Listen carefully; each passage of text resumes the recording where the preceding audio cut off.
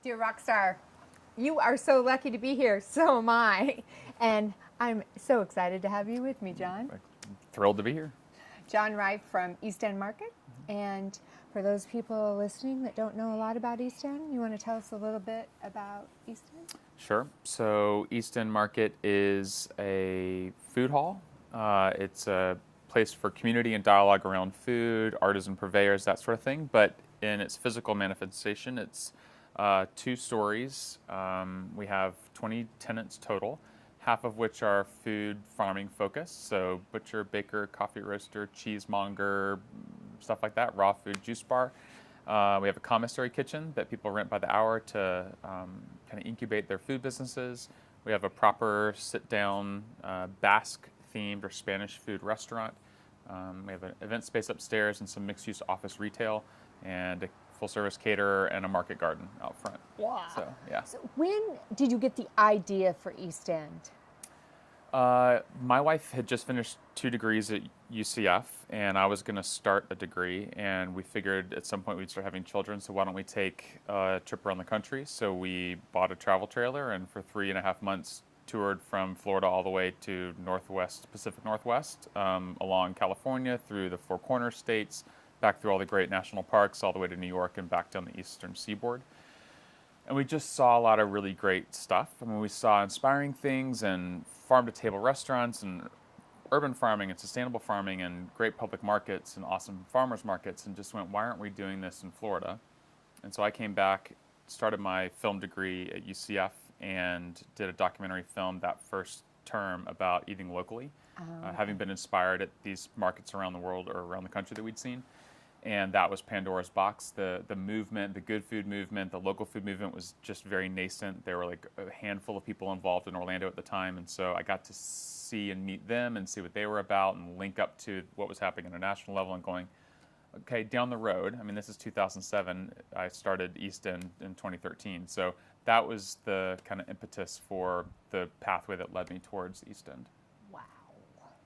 So much stuff in there. Was this the first time you and your wife had taken a trip, or have you also done some? So that was our second year of marriage. We got engaged after going by RV through Germany, Austria, Switzerland.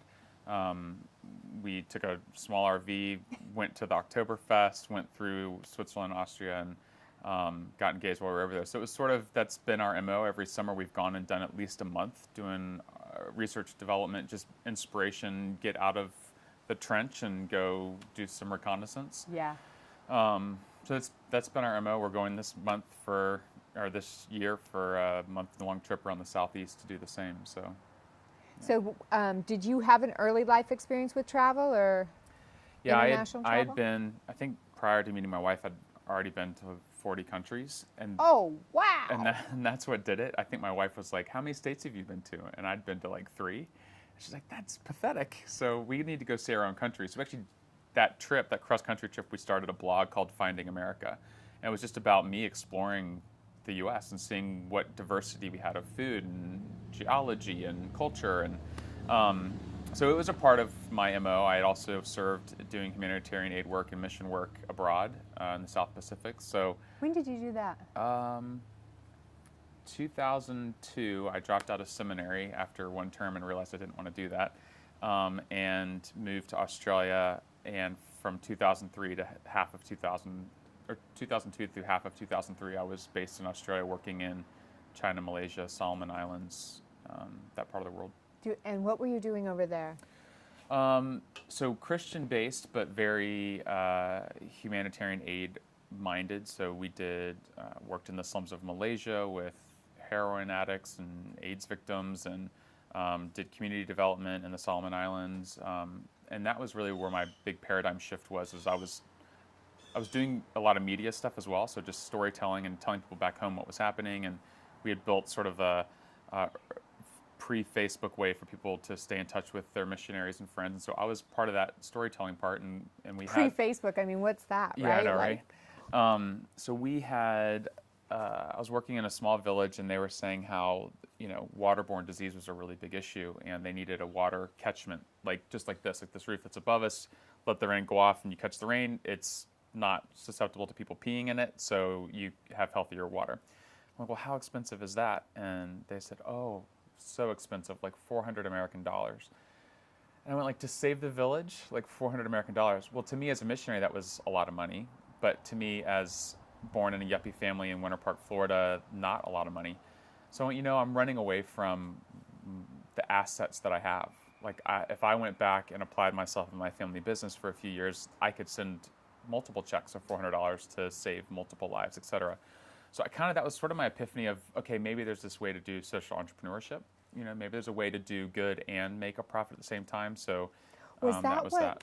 Yeah, what was behind going international?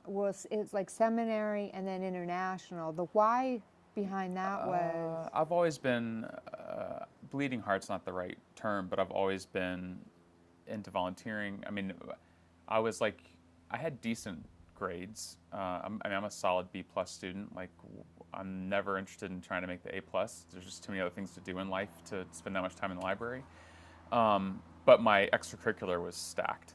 I mean, I started clubs. I was a participant in clubs. I was always involved in some type of volunteerism or community outreach or whatever, and it's just part of who I was. So that, being able to link that up to a lifestyle of I'm out full-time volunteering and making the world a better place, there was an allure to that I had gotten to do part-time through high school and college, and to be able to dedicate my life to that was, in whatever form. If I had met someone that worked for Heifer International, I could have ended up there. Right. I just had met some people that had worked with this group, and that was the easiest pathway. Yeah.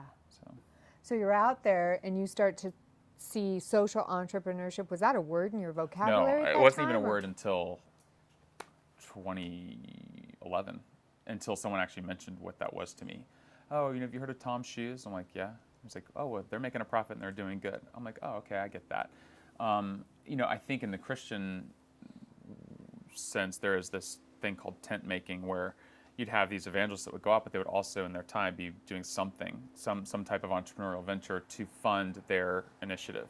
So for me, coming home very much was, I did not anticipate real estate being a means to a social end. It was a means to a financial end, and then the two would always be separate, that I would have a way to, I'd have the capital to give back to some community venture or something that I believed in. I did not think I would ever be able to do both. So that's why East End Market was such a stars aligning moment, was like, oh wow, I get to do this thing that I've learned to do over the last decade plus in real estate, and support artisan purveyors and sustainable enterprises and local farming and that kind of stuff. So yeah, I mean, a little bit of a weird path, but no, social entrepreneurship didn't even hit my radar until a decade later almost. A decade later. Yeah. So you came back and got into real estate? Yeah, and I had been prior to seminary a little bit. I mean, it's my family business, so I'd been a part of that, growing up by osmosis with an entrepreneur. But I started full-time working with my dad's company, which is a very small company. It was like 4 of us, but doing huge multi-million-dollar projects by outsourcing to different people. So rather than keeping it all in-house, he would find the right people, get these projects done, and then move on to the next one. So I started that pretty much, 9 to 5, all hours, because we were working with people East Coast and West Coast. So, that was 2003. I got married in May of 2005. And so by the time middle of 2005, early in my marriage, I was sort of at the peak of my real estate at that point. And it was just crazy pants. I mean, it was like, I'm getting calls from people in California at odd hours, and it just was, I was doing really well, and this is the run-up of the real estate market. Right. So I was making a lot of money, and I had a lot of contracts to do more. I mean, I thought in 2 years I can retire. And I remember my dad saying, this smells like it was in the 80s, like there's a recession coming. And I was like, nah, there can't be. And he's like, you need to pull some chips off the table. And thankfully I did. We had some vacancy during the recession, but for the most part we came out pretty unscathed, thanks to him having been scathed back in the day, and right. Me being an attentive son and going, all right, sensei, I will listen, follow you. I will be open. So that really is honestly why I had the dry powder and the capital to do East End when it came around. Was that we bought East End really at the bottom before things turned around, the building. So yeah, listening to your mentors, sometimes my gut said otherwise, but I trusted him. Yeah. So your why now behind the things that you do?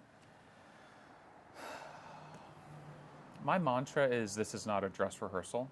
And I literally was having lunch with my dad yesterday, and he was talking about he's got Parkinson's, and so his path is not this anymore; it's this. And so we're how much can we slow the slope of his decline? So in that, talking about kingdom building, and I'm not someone to build kingdoms for the sake of kingdom building. I don't want a war chest. I mean, I want to have a legacy, and some of that needs to be capital so that my kids and their kids and the next kids have dry capital, that if one of them happens to be an entrepreneur and wants to put it to use, great. Otherwise, that I'm a good steward of what he created and I created, and creating that legacy. But, just making sure that this is it. Like, I have the chance to come here today and spend time with you and with someone that inspires me and is doing great things in the world. And I took off half day yesterday to go swimming with my kids at the pool and play with them. And so right now our star is shining, and I could go out and leverage my reputation and raise millions of dollars to go do a bunch more of these. But to what end? Like, to just add money to the bank account makes absolutely no sense. If I can inspire other people to do more in the world, that's just as impactful to me than having more zeros in my bank account. So I'm a big believer in, this is it. Like, this is it. If you're not enjoying what you're doing, you need to quit, and maybe not enjoying. I mean, with maturity comes a bit of, I hate doing paperwork, but I do it because for the greater good, I don't mind spending 10, 15% of my time on stuff that I dislike so that I can have the 70 to 80% that I love. So it's not a running away thing. It's just that realizing that this is it. This is your only chance. And maybe if you subscribe to Eastern philosophy, you'll get another chance. But even still, living your life to its fullest now will put you in a better place if you are reincarnated. And if you're not, live your life as if you're not going to be. Yeah.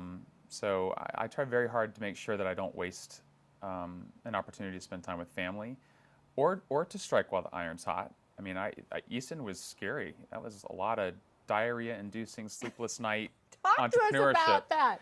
The diarrhea-inducing part of starting something.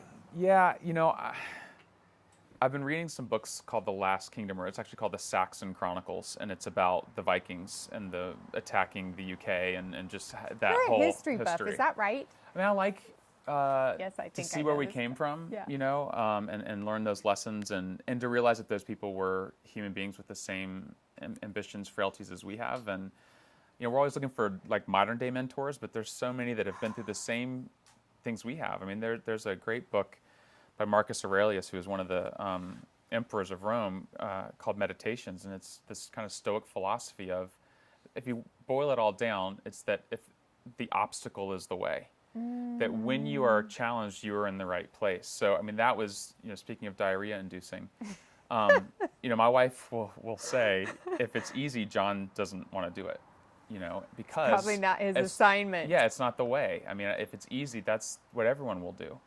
So if your idea is not radical enough to keep you awake at night or wake you up early in the morning with GI issues, it's not going to change the world. On that note, I was listening to Oprah and Ivana last night, and Ivana said, if your idea does not get a trickle of pee to run down your leg, it's not big enough. Yeah. Like, if you're not that's scared, right. Yep. Right? Yeah, you have to be. People have to have the permission. I don't know, maybe we don't say it enough. I think sometimes it sounds like it's all right. It's always scary. I think we assume that most entrepreneurs, so here's the difference. Like, courage is not the absence of fear. It is the overcoming the fear. The fear is always there. So I think you always feel like you're going to have diarrhea, course. or you're going to pee your pants. Yeah, I mean, but we want to think that entrepreneurs have their together so much that they don't have that feeling, that they just push through and I'm going to do it and they don't worry. I mean, I talk a lot about just sort of and I've done research now, I realize that this is not historic, but the premise is still the same. We can use it as a metaphor. Yeah, so loading your ship. I mean, Vikings were entrepreneurs. So they were earls and people that had accumulated wealth to build ships and motivate men to get in the boat and to sail to the foreign shore. And they would go along. It's not like they sent them and went, good luck, bring back gold. They were the ones leading the charge. And although they didn't do this, the mentality is something that's really resonated with me. sail to the foreign shore, unload the boat, and then burn the boat. And there's just no retreat. You are deciding, I'm going to win or I'm going to die. And if you can get comfortable with that, that failure is an option, and to not have a retreat, I think when we have a retreat or we go, well, I still have that savings, it's in the back of your mind that there's this escape hatch. And you won't fight as hard for your vision if that's not the case. And with East End, I had no partners.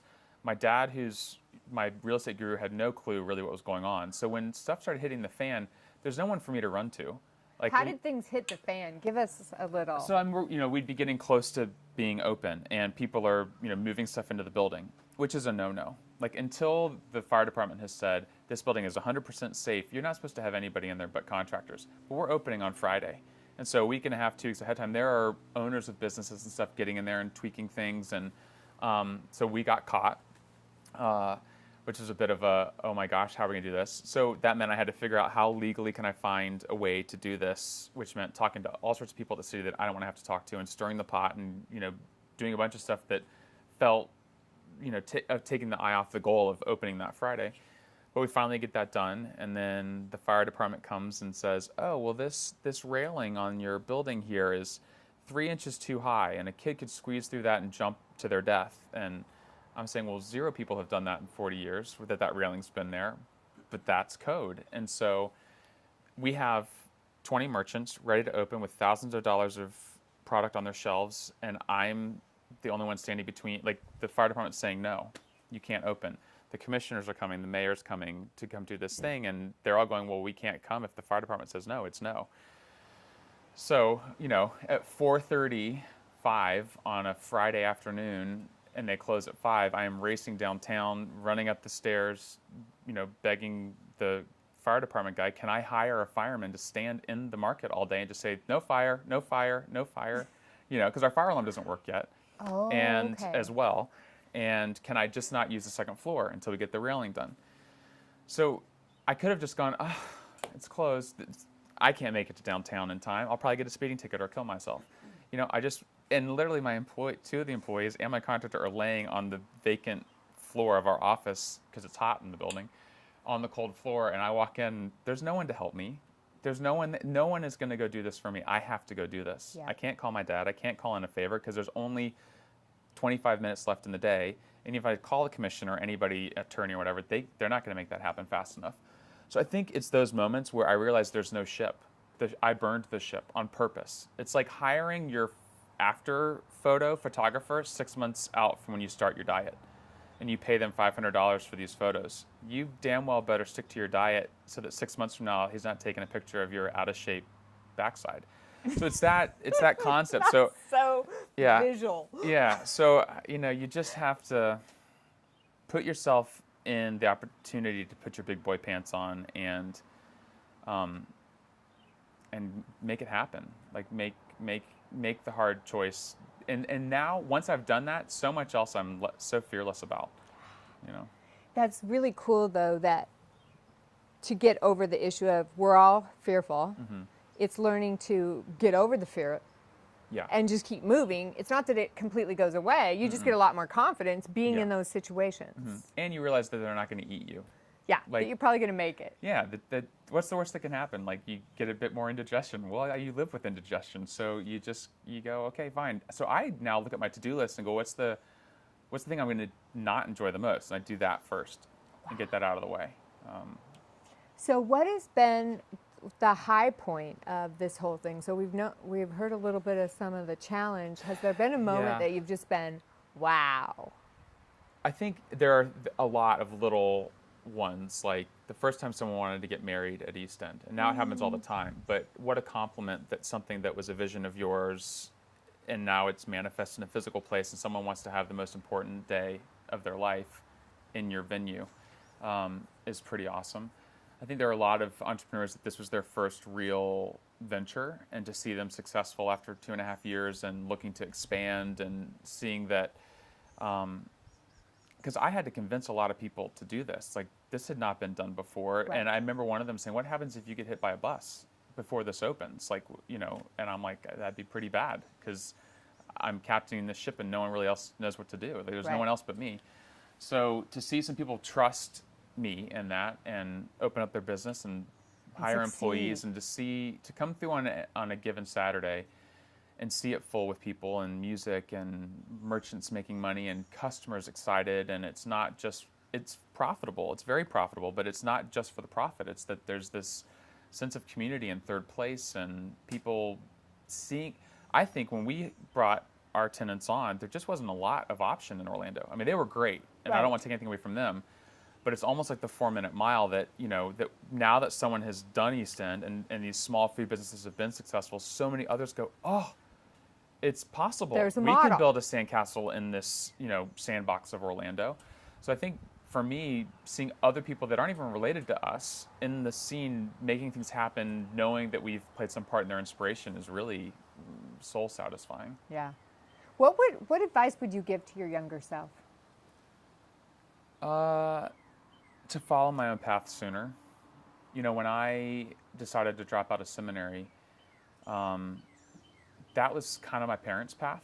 I mean, I was being groomed to be the person that takes over from the pastor of this big downtown Orlando church, and that's, was part of that would have fit very well with my family's plan. And I remember when I was dropping out literally the week of finals, because I knew that if I completed finals, I'd probably go back for another term. But if I dropped out right before finals, no way would I take all those classes again and then take finals again. So it was, I am really burning the boat. And my mom was Miss Orlando. She's Southern Belle. She's very polite and, cordial. And she's never dropped the F-bomb except for this one time. And so I told her I'm dropping out of seminary and I'm moving to Australia. And she said to me, when are you going to realize that life is just hard and clock in like everybody else? And I sat there stunned on the phone, and I just went, you know what? I'd rather die. And I hung up the phone, and we'd never argued before.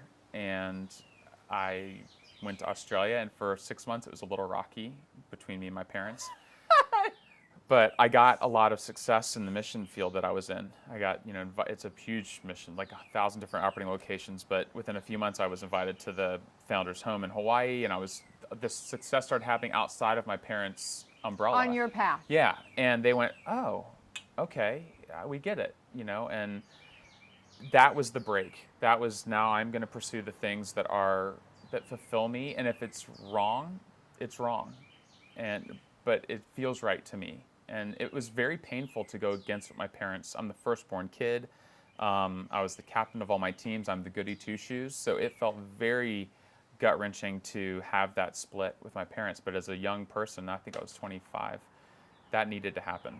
And so I would say even younger, like I'm into theater. I'm into comic books. I play video games. I like to do burly men stuff, like learning how to make fire with 2 sticks. Like I'm this oddball dude, I'm not a dude bro that wants to watch NCAA football on a Saturday. That's my wife. Like she loves that. But that's, she's another example is that, so had I done that sooner, I think the things that are uniquely me would have come to me sooner. And so meeting my wife is a perfect example. Like I met her at a party and I got her number and I told my mom and she's like, well, you should call her. I'm like, yeah, industry standard, you need to wait 4 or 5 days. Like she'll think I'm too interested. And she's like, well, do you want to call her? And I was like, yeah. And she's like, well, then do. And if it's not right, she won't dig it. And I was like, okay, good point. So I called her the next day. And that was kind of following the mission life and I've made this break going, I need to do the things for myself that are fulfilling for myself and stop apologizing or asking permission. What do you think, that's so powerful, stop asking permission, but what do we need to do as parents and educators? What can we do better to help young people have permission earlier?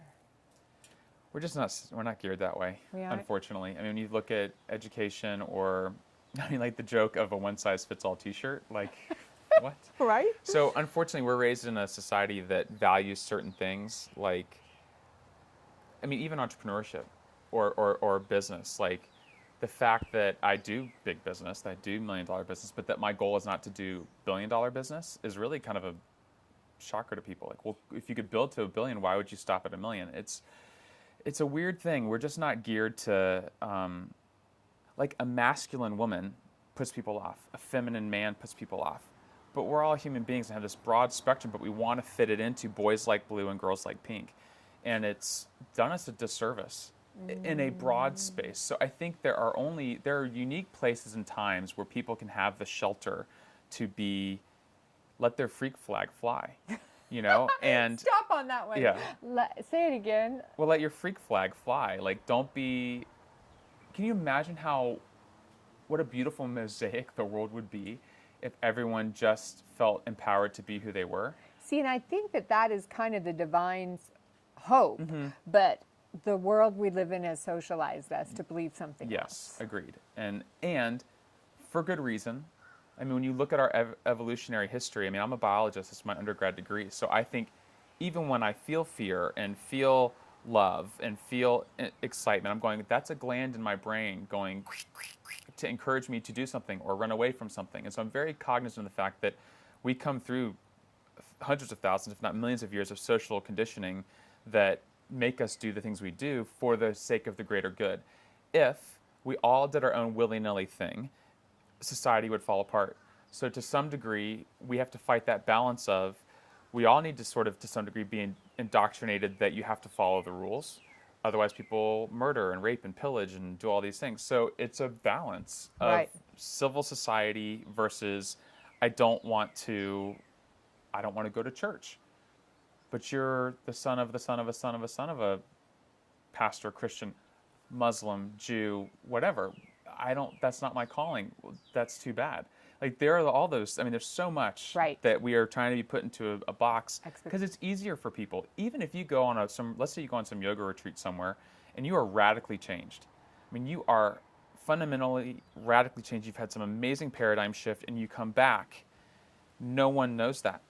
They have all worked up to who you are because it's easier for them to think of you as this person, so they don't have to continue to spend time, effort, energy thinking about, oh, she said that, but that's different than what she would normally have said. No, she's still that same person. So, like, I've had opportunities where in 8th grade, I moved to a public high school, and in that summer, I had a big paradigm shift. So I started at that high school, and some of my friends from the previous school came, and I went from a class of maybe 100 to a class of 600. And I remember, like, the first day, I cracked some joke that the new kids thought was funny, and the old kids thought, oh, you're, this theater kid, like, you're not funny. And he was sitting in front of me, and I had this epiphany, like, no, I'm not going there. And I just punched him in the face, sitting in front of me in the class. And I'm not a violent person. It's the only time I've ever hit somebody. But I'm like, I'm not going to be that. I see that there's this opportunity for me. So I guess I did it before my mom telling me to, F that and do the 9 to 5. So there's been a couple times where I've had that ability to go, I need to make space for myself to be who I want to be. Wow. But that was environmental as well. Like, I went to a place where I could be the captain of the water polo team and be a theater star. Where at my other school, there was not enough space for that. So I think you have to also be strategic about where you place yourself once you are the arbiter of your own fate. Like, if you have the ability to go, if you are interested in the theater and arts and stuff like that, and have the ability and the parents would let you go to an arts school, do it. Like, you see inside the actor studio interviews of some of these actors, and they're like, oh, I went to Juilliard and I went to whatever. I'm like, God, can you imagine if I'd given myself the permission to do that back then, or my parents, that was the norm, that of course if your child shows interest in music, you would send them to, the metropolitan, I don't know, to wherever you would go for that. Right. So I think we also as parents, like, for instance, like, we've talked about, what our children might or might not be, and I go, well, while I want them to have a safe, happy, peaceful life, that also is not a very exciting life. And so sometimes I kind of go, well, if there's a little diversity, that's kind of good for them, Yeah. So, Right? It's the tough moments. yeah. So, wow, deep, so much. When you look at, because you have a lot of spiritual awareness, but when you look into your business lessons, what are your biggest lessons you've had as being an entrepreneur and in realizing a vision? I was listening to Paulo Coelho. He's the author of The Alchemist and Aleph and whatever, and he was being interviewed by, he's been on Oprah. I mean, you can find some stuff about him on Oprah's Sunday show. I just listened to a podcast of him on Tim Ferriss's show. But I look at someone like a Paulo Coelho, and the question was, how much do you research for your books? And he goes, I don't take any notes, I just speak from my soul. And so I think a lot of it is, for me, is trusting my gut. And what happens is, like, we're in this situation now where we've had great success with East End, and everyone's going, okay, what's the next record? It's kind of like Okay? after you have one child or you get Yeah, married, yeah. or you graduate. There's always, everyone's expecting that next Yes, step, right? yes. And so I had been biding my time for a long time, doing the next right thing, but doing nothing spectacular. I mean, I remember reading like books on leadership going, why am I reading this? Like, I'm not leading anybody. Like, it's just me and my wife and, my youngest daughter. Like, there's no one to lead. Like, I'm just kind of out here doing real estate and whatever, but I'm still geared to read these books. Why am I reading these books? So then East End happens, and it's like, oh, I've put all this stuff in my backpack, and the stars have aligned, and this is a yeah moment. I'm going to do it. So honestly, my advice and the way I go about entrepreneurship now is I'm not rushing to the next thing. Just like I didn't rush into bad deals when the recession was coming, I'm not rushing to the next thing, and I am biding my time and doing a month-long research trip this summer and reading thought-provoking books and talking to thought-provoking people and putting more stuff in my backpack so that when the stars align, I'm ready, and that next yeah moment comes, I'm going to run for it. So You hear to hear the yeah moment. Yeah. Right. Do you read Derek Sivers at all? No. So he talks about the hell yes moment. Okay. And no. Yeah. And he's like, he got to that, was the founder of CD Baby. And Okay. Oh yeah. of Sure. course, he sold it and had some money so he could have the hell no. I've heard an interview with him on Tim Ferriss, so now I know who you're talking about. Awesome dude. Right? So yeah, same So concept. he talks about this issue of getting to the point that if you're not so moved, it's a no. Yes, I'm there. And that as we get a little further maybe in the journey, we even get the reality of that more and more, but that stewardship. Yeah. Well, I think, again, back to the Paulo Coelho, of saying, how do you write a book? So he's writing these books that are, it's like an album. So someone writes an album, and it just speaks to the zeitgeist of a community in such a way that it gets lifted up. It's touching a lot of different things. He would say, I write 40 books. Or I have 40 books in my mind, but I write one, and it's because he's taking the time to live with himself long enough. I mean, we have this plight of busy, it feels bad. So, okay, stop for there. Yeah. We have to have like quiet space around these really profound statements. Plight of busy. Yes. Talk to us about that. I mean, I'm just thinking about what one of your students would be like. You're getting to your senior year, and someone's going, what are you going to do? What's next? You have to feel like you have this thing. You have to have this story of I'm doing this and here's the path and whatever. Where living in Australia, most people don't go right in school. They rent a beat up van and they go around the country and figure out who the heck they are, and they're waiting for their moment. And this being busy is not equated with success, but we feel like it is. Like if I'm busy, and this is a failing of mine too. Like my work ethic is, if I just work hard enough, I'll get it all done. Rather than working smarter and spending more time with my family, my MO sometimes is, I don't want the lack of work to be the reason this fails. So if I just work myself dead, that will not be the excuse of why it failed. Where if I had just worked smarter, I would have been successful, just as successful potentially. So I think the plight of busy is something that I fight, that a lot of people fight of. That you don't have to have, you don't need to fill your 9 to 5 or whatever time you have allotted for entrepreneurship or work with stuff. Like there needs to be natural breaks in your life to catch your breath and to get inspired and whatever. If you were, I equate a lot of what I do with just being in the trench. It's trench warfare. It is not, entrepreneurship is easy, once you've fought across the muddy field and have gotten to this place and you go, this mountaintop moment and the clouds part and the dove falls on your shoulder and everything's awesome. And then you realize that you look over the hedgerow and there's a whole other field that you got to get through. So it's like, if you get comfortable with the fact that you're in the trench, great. But just always being running around it's a disease, honestly. And to always be thinking about what you need to be doing next is a disease. Like not giving yourself the bandwidth to just be there and have, as Paulo Coelho would say, the universe wants to write this book and it's going to write it through me. Orlando wanted East End, and it just created it through me and the team that put it together. So it was not that I had this amazing vision. It was that it was there. It was like an album that needed to be written by a musician, and I was just the conduit that it came through. And maybe that sounds a little too metaphysical and spiritual, but that's how it feels. So as a human being, having gone through that process, and I'm a musician as well, and there are songs that I've written in 15 minutes that are some of my best work, and there are songs that I've struggled with for a week, and they're good, but they're not great. But I was desperate to write a song, and so I wrote a song. Where if I had just been patient and waited for that one that happens in 15 minutes, it would have been a better song. So same thing's true of East End. Like, I could go do another one, but it's not as inspired as the one that I just did. Right. So I think trying not to feel like I have to be busy to be successful, and because it's guilt, I feel a sense of guilt as an entrepreneur. I think it's like in our society, Yeah. our culture, so many things.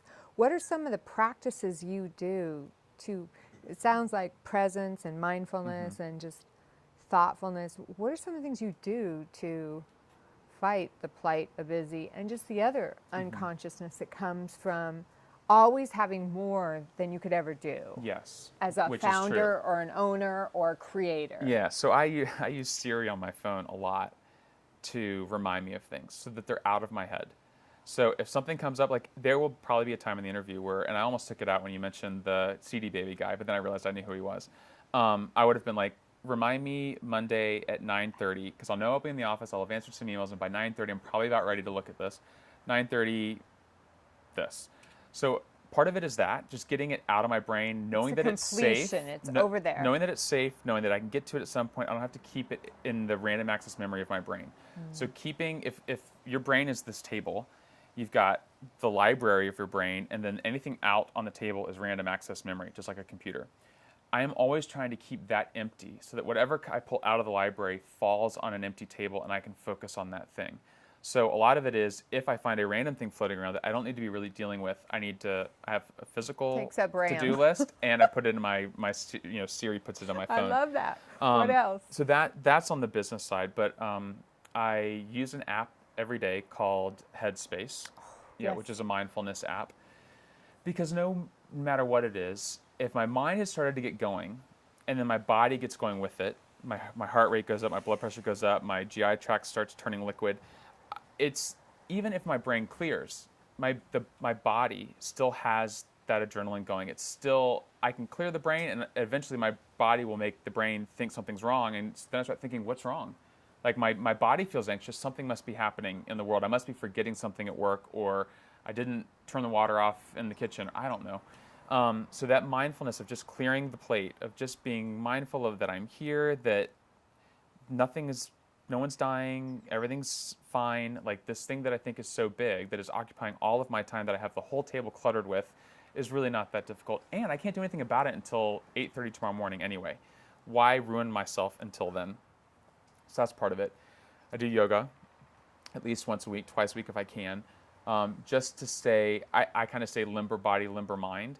Like if I can stay, loose in my body. Like I went snowboarding a few weeks ago with a bunch of Lululemon ambassadors in Whistler, and you can sign up for beginner or advanced. And I've been snowboarding plenty, but advanced was maybe a little bit of a joke. So we get out and we go right to the top of the mountain, down we go, and we are there off and running. I'm like, I got to stick with them. I've never been on this mountain before. I don't know where we're going. Well, I ate it pretty hard I keep up with them, but I got up and no problem. But I had done 3 hours of yoga that morning. Would never do that. I'm good at about 45 minutes to an hour. But I just think being limber let me survive that fall. I think being limber in your body and limber in your mind lets you take the speed bumps of your life, and they don't destroy the car. I've mentioned Vikings a couple times. There's a new Nova, so you can see it on WMFE or any public TV station. The Viking ship, they showed it the other night, and the guy is at the head of the bow, and he's shaking the ship like this, and the whole thing wiggles.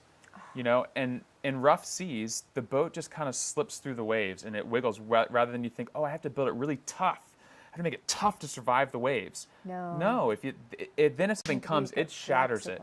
Where if it's limber, it can make it through. So I think the yoga really for me is a limberness of body. It's a limberness of mind. It lets me adapt to things as they're coming through my day.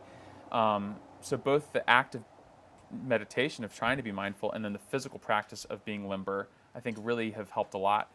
I swim, and that's great. I can't have an iPod on. I can't listen to music. I have to just be physically in my space. And about 8 laps in, I'm good. I love that you say that, because I used to love mountain biking for that very reason. Right, yeah. If you are not all the way present, you're off the bike. Right, but that's so true. It's like actually a training for mindfulness for me, right? Yeah. Something where your mind can't veer, whereas running or hiking, Sure. but having to be there entirely present. Yeah, I think that's the allure. Like you look at someone like a Laird Hamilton, who's a legendary big wave surfer. You know, when he drops in on a 40-foot wave, there's no space for anything else. Death is the only, if you get distracted, it's death. So I think that's part of the thing with my table is I can't have a bunch of other stuff there. No, I'm not going to die.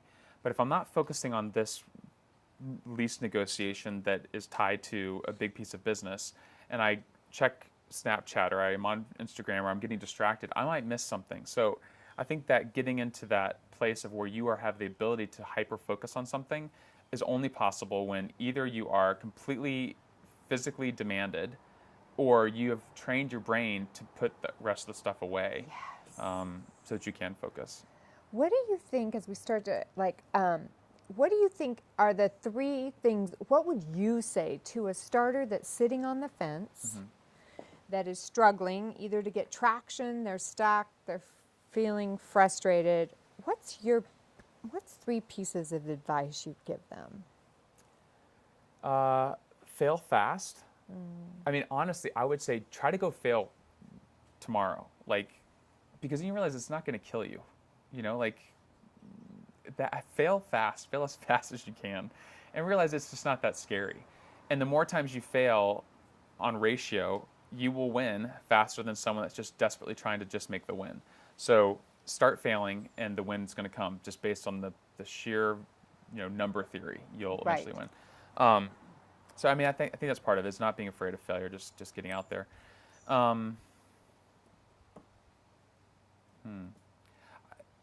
This kind of goes counter to what I said before, but sometimes you do need to be open to other people's opinion, even if you're a visionary.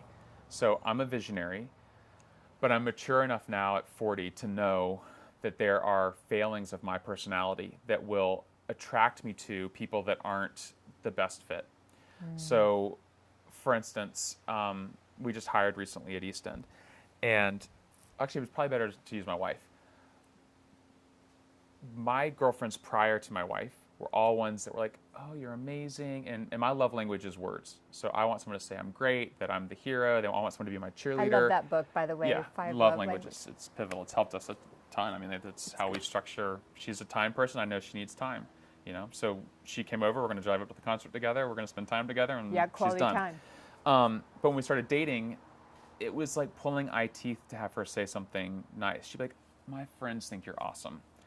I'm like, "What do you think?" Hello, I'm dating hang you. Out with you all yes. day.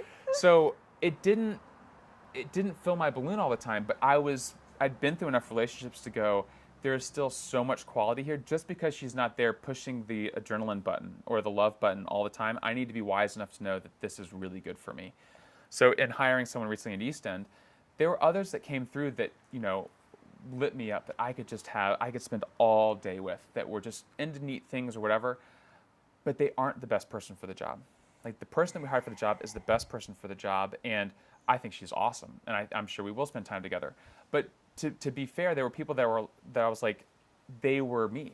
They were speaking my language. I don't need that as an entrepreneur. I need someone that speaks the other side of the coin. I need a yin to my yang. And so always going with your gut, you need to be careful. So I think it does take, there are times when you say, no, Mom, I'd rather die. And then there's times that you really do need to be understanding that sometimes you are looking for what feels good, and what feels good is maybe not the right thing. Whoa. Which is hard. It's a balance, and it's an art. There's no science to it. So in the end, how do you define success? I mean, success to me is still looking at that. This is not just rehearsal. So am I living a life that is carpe diem? Am I seizing the day? Am I another great film? Yeah. If I'm playing video games for 2 hours at night, I could have been doing something more valuable with my time. So I need to do some of that to enjoy and relax, but I am very cognizant of the fact that I want to look back over the landscape of the week and know that I'm doing things that were seizing the day. But success for me is not about money. It is about a soul thing. And I was having dinner with my parents, with my wife and kids, and as I'm leaving the house after a really nice time with them, my dad turns to me and grabs me by the arm as I'm leaving, and in a very just authentic way, just said, I'm really proud of you. Actually, I think he said something even this badass, like, if you did nothing else with your life, I just want you to know I'm really proud of you. And it was like, here's this guy who's made millions of dollars, who is a kingpin in real estate and whatever, and I'm not planning on doing some other big projects. It's not like there's something in the pipeline. He's just saying what you've done to date and who you are as a man and who you are as a father and a husband and as a businessman. I'm proud of you. And I know not everyone gets that opportunity. Not everyone even knows who their parent is. But for me, that was success. Like, if I didn't do anything else, that moment was pivotal to me. I can get hit by a bus and die happy. But I think just that, am I leaving a legacy? Am I going to be able to raise children that I can say that to at some point, that have been good citizens of the world, not just that have made a shit ton of money, but have done something of impact. So. Wow. So in wrapping up, any last thing you'd like to say? Yes. So I was just out at this event for Lululemon, and it was like literally they invited 100 people from around the world that are involved with their brand or their stores in some way. So you meet somebody like, oh, I do yoga. And you're like, oh, okay. And you find out a little bit more. And maybe they'd be another drink or two deep into the networking time. And you realize, oh, no, they own like 6 of the most successful studios in New York.